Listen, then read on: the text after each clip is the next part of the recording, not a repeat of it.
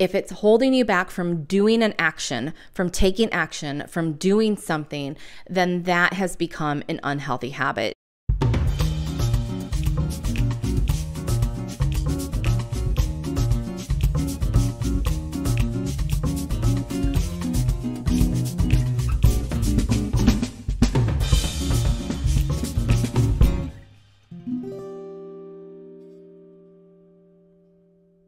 Welcome to another episode of Tea Time, where we are going to spill all the tea on all things entrepreneurship. So today we're talking about one of my favorite topics, which I call Entrepreneur TV. And I always ask people, how much entrepreneur TV are you watching per week? In the same way that we watch Netflix, and it can be educational sometimes, and it can be very entertaining. If we watch too much of it, we don't have time for anything else. And entrepreneur TV is one of those real sticky little traps that can get you very, very quickly if we're not careful. So with our TV time, we're talking about summits and conferences, and we're talking about listening to podcasts and watching YouTube videos, and they are very frequently free things, but not always. It could be that you enroll in course after course after course, and you're just constantly learning, but never actually doing anything. And so Entrepreneur TV is basically the opposite of doing. If it's holding you back from doing an action, from taking action, from doing something, then that has become an unhealthy habit. And we want to sort of rebalance that a little bit. So with all of that said, I'm just going to tell you that I am a lover of conferences. I will go to every conference on the planet if I have the budget and the time for it. But it's not the most effective use of my time. And what you want to do is make sure that you're going to a conference or a summit or tuning in for a talk that is helping you clear some problems, helping you actually make headway in your business. And it's not just the same material over and over and over again. Kind of in the way that those of us who love Netflix or Amazon Prime or Hulu or whatever the streaming service is, we will watch sort of like the same type of show, or maybe even the exact same show over and over again. While that can be fun and comforting in our personal lives, in our business lives, unless it's something you do need to review, you really need to make sure that you're not just continuing to enlist in the same programs again and again and again, and it becomes very repetitive. And if you haven't actually taken action and you've never done anything with it, it's not actually going to help you. One of the most common areas I see this play out in is with marketing materials. So yes, I'm a little bit biased because, I'm a systems coach, and I feel like systems and business operations are one of those areas that is starting to rise and have its heyday, but really people are constantly going back to, I need to find more people, let me do another marketing program. When it turns out the thing that would really move the needle is making the backend system more efficient so that the marketing thing that you keep going back to, like an Instagram strategy, will actually take off because you have more spaciousness to actually deal with that problem.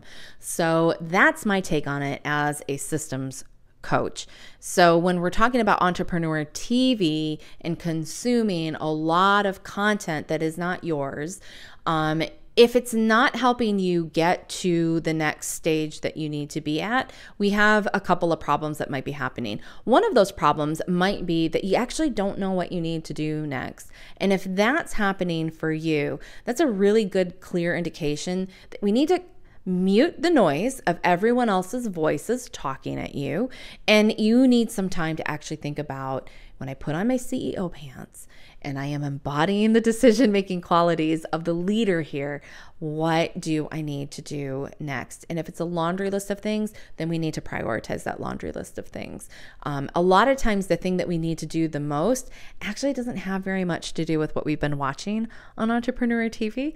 Like, I love watching things about how to make TikTok reels and all this, but I survey my audience regularly. And while they do hang out on TikTok, it's not the primary place. And so it's not the place I need to be spending my time. So if I spend all my time taking courses or watching videos on how to make better TikToks, and I'm not actually making any TikToks, which I'm not, at the moment, then I'm kind of shooting myself in my own foot, and I don't want to do that too much. That will not help me grow. And so if you are feeling anything similar as you hear me tell my story, I want you to think about how much entrepreneur TV are you watching. So the thing with entrepreneur TV is that you can't get that time back. It's just like if you sit down to watch Netflix. Like I sit down on my comfy sofa here and I'm watching Netflix on the screen.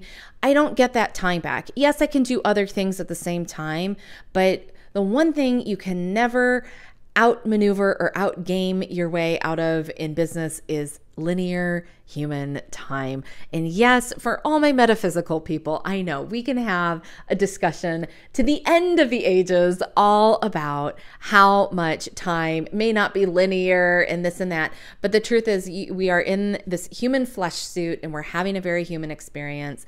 And time is not just a construct. Time is actually a thing that happens. I'm looking at the clock on the wall behind a camera here, and it goes around twice every day. It goes from 12 to 12, 12 to 12. And that happens every day, whether I like it or not, whether I believe in that or not. And if I spend my time, my valuable time, at one conference after another, but I never follow up with the business cards I collect, and I never do anything else with the material that I've learned in any of the workshops, then I can't get that time back. That hasn't then been used in the most productive way possible. So it's really about time, which is not always the most favorite topic of a lot of people. But if you know that you like to consume a certain amount of material every week, this is where managing your time can become a power tool. So we do a lot with calendars around here at Sensible Woo. At the beginning of the incubator year, we really work on getting our calendars set.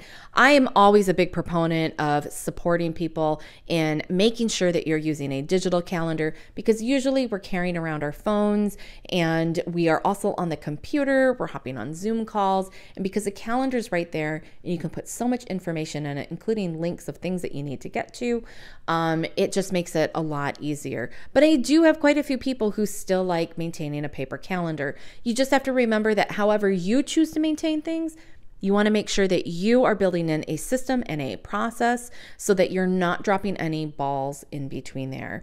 Because things change so much when it comes to time, I would highly recommend that you use a digital calendar, because if somebody sends you an update, it's going to reflect immediately on the calendar that you are using, and you don't then have to look for updates to put them on your paper calendar, which eats up more time.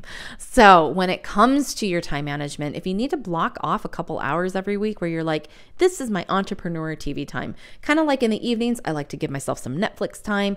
And I say, like, here's a 2-hour block where I'm going to Netflix and I'm going to, putter around the house. I'm going to do things. I'm frequently sewing at my machine and watching TV. And I have a block of time for that. Otherwise, I would fall into a series and binge watch Netflix like all day long, and then I would never get anything done. And the same thing can happen when it comes to business programming. Just because it's a business program doesn't mean it's any more effective when it comes to the use of your time. So when we are consuming things, there is a difference between entrepreneur TV that's really good for you and entrepreneur TV that's bad for you. And it actually has nothing to do with who's creating it or the content that's coming out. It has everything to do with you and what your purpose is with that material. So good entrepreneur TV for you is going to be anything that is actually helping you validate something that you need to see evidence of out in the marketplace. So you're doing a little bit of market research. You're saying, you know what, I really think that teaching people how to use time blocks on their calendar is going to be a fabulous course idea. I'm going to go and do that. If you decide to watch a bunch of YouTube videos on how all these different people are using, Calendly and Acuity and Notion boards and all the things, and it's giving you a lot of rich data on the evidence of that practice out in the marketplace, then that's a really great use of your entrepreneur TV time. If it drags on forever and ever, however, and you never actually take action on it, then it becomes bad entrepreneur TV. So you can see how things can be one thing or another. The good and the bad exist at the same time all the time for us. It's not one thing is good and one thing is bad and that's just it. It really depends on where you are in the space with that material. So the other thing that Entrepreneur TV can be great for is if you genuinely need to learn something, like I am really trying to up my Notion game lately, and so I will go look for how do I do XYZ, and I'll find a YouTube video and I'll watch it and I'll see how that person does it. Maybe another person does it a little bit differently, and I can kind of see like which way would make more sense. What do I choose that I want to do? But then I have to put down the Entrepreneur TV and actually go do the Notion thing. So if I never move over into the doing part of the activity, I have officially fallen into binging TV time, and then that is when I get into a very bad slippery slope. So if you need to learn something, if you need to validate something with market research, then that is a great use of Entrepreneur TV.